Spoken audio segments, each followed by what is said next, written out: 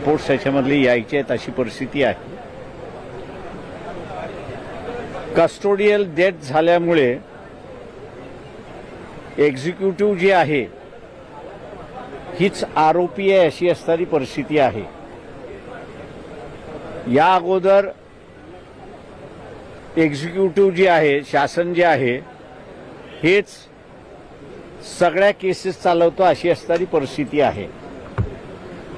कायद्यामध्ये सुद्धा custodial death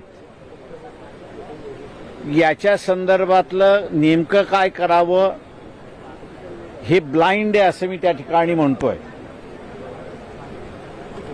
एकच प्रोव्हिजन त्या ठिकाणी आहे की एकदा कस्टोडियल डेथ झालं की ज्या मॅजिस्ट्रेटने असताना कस्टडी दिलेली असते त्यांनी त्याची इन्क्वायरी करावी आणि त्याची इन्क्वायरी करून त्यांनी असणारा रिपोर्ट दाखल करावा अशी असणारी परिस्थिती आहे। दुर्दैवाने शासन म्हणजे एक्झिक्युटिव्ह त्या रिपोर्टवरती असणारा निर्णय घेते, पण कस्टोडियल डेथ ज्या ठिकाणी झालेला आहे त्या ठिकाणी शासन निर्णय घेऊ शकत नाही, कारण का शासनच आरोपी आहे अशी असणारी परिस्थिती आहे। आणि म्हणून हा मुद्दा आम्ही वारंवार हायलाईट केला होता। नव्या BNS आलेलं जे आहे त्याच्यामध्ये सुद्धा तरतूद नाही अशी परिस्थिती आहे।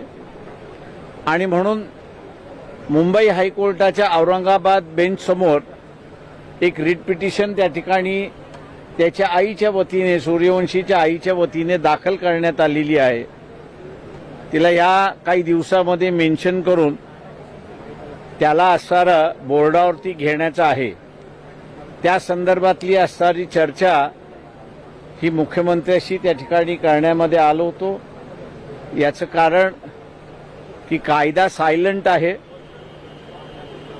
एकतर असेंब्लीने त्या संदर्भातला कायदा पुढे घेऊन जावावा की एक्झिक्युटिव्ह एकदा आरोपी आलं की मग त्याच्यामध्ये कोण चालवणार, कोण FIR दाखल करणार, कोण इन्क्वायरी करणार या संदर्भात